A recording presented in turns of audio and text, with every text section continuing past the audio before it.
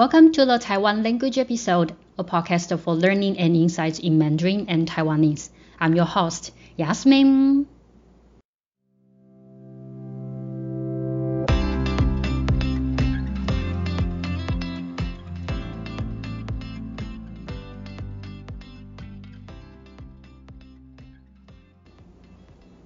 Thanks for tuning in.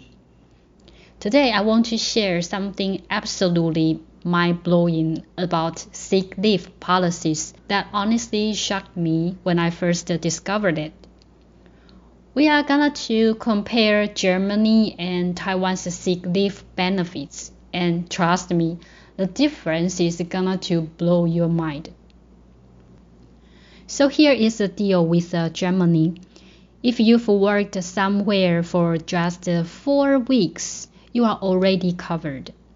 And when I say covered, I mean really covered. When you get sick in Germany, you get your full salary for 6 entire weeks. Not 90%, not 80%. You are completely full paycheck for a month and a half. Can you believe that? You are literally getting paid to recover properly. But wait, it gets even better. After those 6 weeks are up, the German health insurance system kicks in and pays you 70% of your salary. So even after 6 weeks, you are still getting most of your income. And here is the crazy part. This resets. If you get a different illness, you get another fresh 6 weeks at full pay. Even with the same illness, if you've been healthy for 6 months or a year has passed, you get another 6 weeks at full salary. The paperwork? Super simple. Just tell your boss immediately when you are sick. And if you are out for more than 3 days, you need a doctor's note. That's it. No negotiations, no begging. It's literally the law. Okay, so Taiwan, well, this is where things get real depressing. In Taiwan, you get a maximum of 30 sick days per year. That's it. And here is the kicker. You only get half your salary during those days. Half. So if you are already stressed about being sick, now you are also stressed about your paycheck being cut in half. If you need to be hospitalized, you can get up to a year off within a 2-year period. But again, it's still only half pay. There is this weird combined limit where your regular sick days and hospital days together cannot exceed 1 year in any 2-year period. The employer can ask for medical certificates whenever they want. And honestly, the whole system just feels like it's designed to make you think twice before taking time off when you are actually sick. Alright, let's break this down, because the differences are absolutely staggering. From money-wise, Germans get 100% of their salary for 6 weeks, then 70% after that. Taiwanese workers get 50% from day one. I mean, can you imagine? In Germany, being sick doesn't hurt your wallet at all for the first month and a half. From time off, Germans can potentially get multiple 6-week periods depending on their illness. Taiwanese workers get 30 days max per year, period. That's like comparing a luxury vacation to a long weekend. From flexibility. In Germany, different illness mean fresh coverage. In Taiwan, you are stuck with your annual cap, no matter what hits you.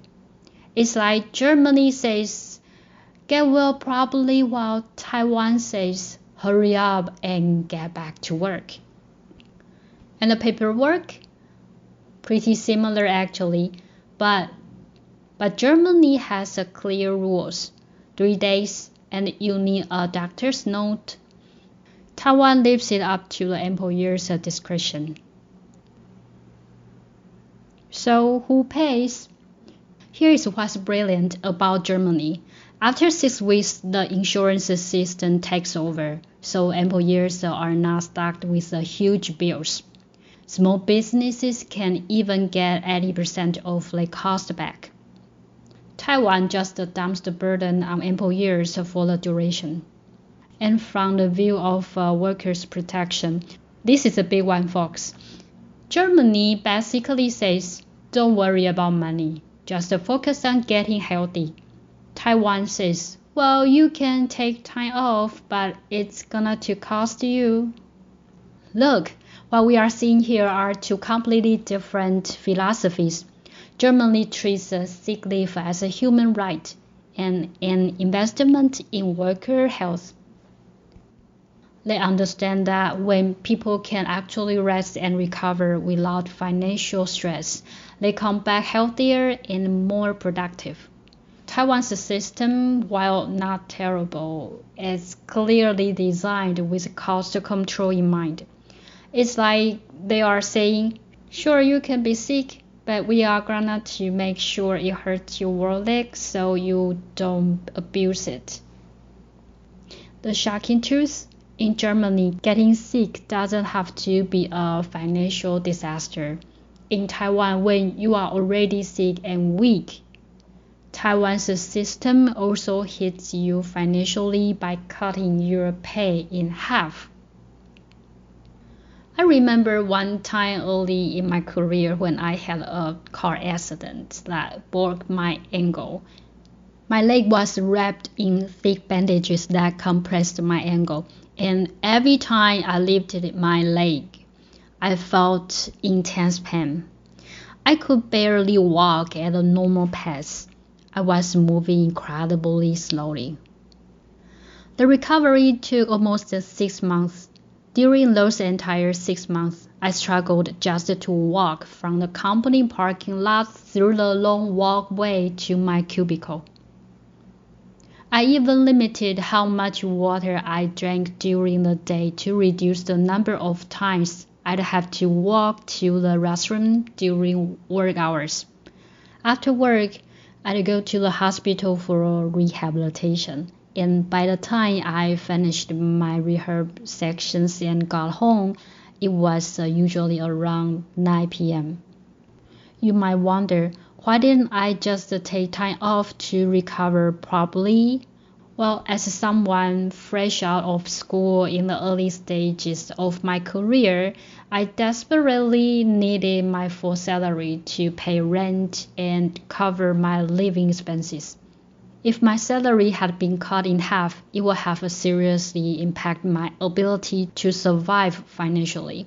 My situation might sound pretty rough, but honestly, compared to parents who have kids to feed, I had it relatively easy. This is why people in Taiwan take as few sick days as possible. We literally risk our health and well-being by working while sick. If it's just minor symptoms like a sore throat or a slight headache, no one wants to risk losing half their monthly salary. We push through the pain because we simply cannot afford to. What do you think? Does this surprise you as much as it surprised me? Let me know in the comments. I'd love to hear about sick leave policies in your country. And now it's our Taiwanese vocabulary time. Today we have 4 vehicles to share with you. They are boat, car, bicycle, and scooter. In Taiwanese, that's 准 boat, 准 and car, 车 bicycle 腳踏車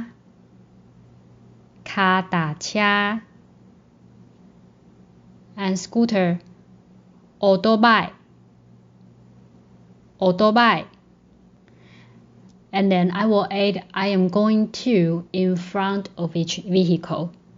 So I'm going to take a boat.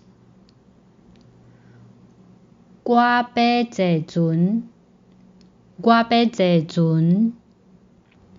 I'm going to drive a car. 我要塞車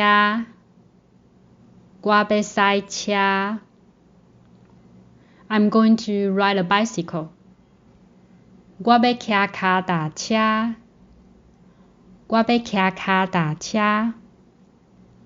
I'm going to ride a scooter. 我要騎 autobike.